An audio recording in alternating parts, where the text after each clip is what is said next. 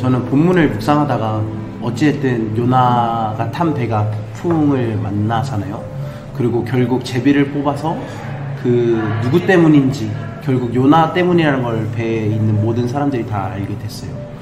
근데 저는 오히려 김도경 전사님의 말이랑 좀 다르게 그래도 이 사람들은 요나를 조금 그냥 단번에 버리지 않고 조금 지키고자 그들이 부단히 애를 써본단 말이죠. 그런데 그렇게 해도 안 되니까 결국 요나를 바다에 빠뜨렸다고 저는 생각을 해요. 자기들에게 주어진 이 상황을 어떻게든 이겨내보려고 했지만 안 됐을 때 요나를 버린 거라고 저는 생각을 합니다. 저는 우리가 이렇게 애를 썼지만 결국 포기하고 좌절하게 만들었던 상황들이 우리 일상생활 속에 꽤 많은 것 같더라고요. 부단히 노력해도 벗어나지 못하는 폭풍처럼 부단히 애쓰고 발버둥 치고 노력하지만 내 힘으로 이겨낼 수 없는 상황이 저희의 삶 주변에 곳곳에 많은 것 같아요. 저는 항상 다이어트를 어떤 목적을 가지고 하는데 이렇게 맛있는 빵을 보게 되면 항상 목표했던 다이어트까지는 못하는 것 같습니다. 그럴 때 저는 아무리 발버둥 쳐도 안 된다는 느낌이 듭니다. 저는 이렇게 병에 걸리지 않고 건강하게 지내려고 많은 약을 먹으면서 노력하고 있는데 결국엔 늘 실패하는 것 같습니다. 제가 이 말씀을 묵상해 보니까 제 마음속에서 어찌할 수 없는 폭풍우가 일어날 때는 누군가를 미워하는 마음을 품을 때더라고요. 근데 카톡에 보면 생일을 알려주잖아요. 근데 제가 미워했던 사람의 생일이 뜨면 제 마음에 비슷한 불편함이 일어나더라고요. 물론 기도하면서 그 미워하는 마음을 거의 극복했지만 여전히 그 사람에게 연락하기는 꺼려지는 제 모습을 발견하게 됩니다. 저는 맨날 듣는 말이 살 빼란 말입니다. 그래서 실제로 운동도 해보고 적게도 먹어보고 열심히 해보려고 하는데 그게 참 쉽지가 않더라고요.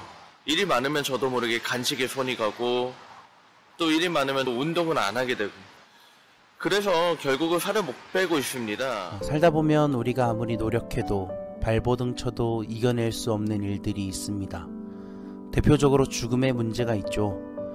중국의 진시황, 마케도니아의 알렉산더 대왕, 몽골의 징기스칸 모두 강력한 힘과 절대적인 권력, 막대한 재력을 통해 죽음이라는 문제를 해결하고자 했지만 결국 이겨내지 못합니다.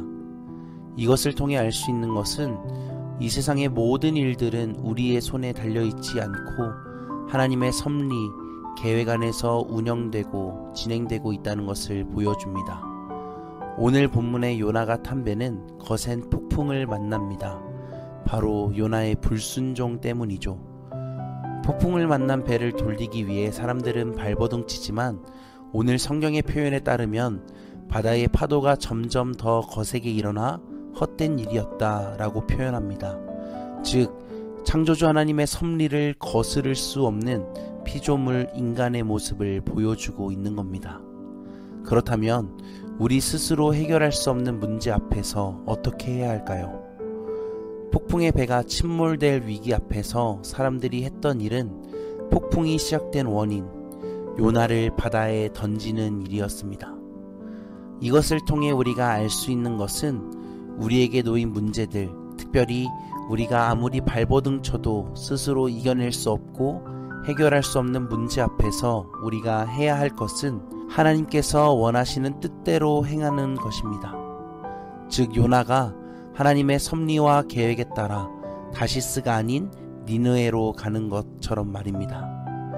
오늘을 살아가는 저와 여러분이 하나님의 섭리와 계획을 따라 하나님께서 원하시는 뜻대로 행하기를 소망합니다. 그때 하나님께서는 바다에 일어난 폭풍을 잠잠하게 하셨듯이 우리에게 놓여진 어려움들, 고난들을 잠잠하게 하시고 하나님의 놀라우신 일들을 우리에게 보여주실 것입니다.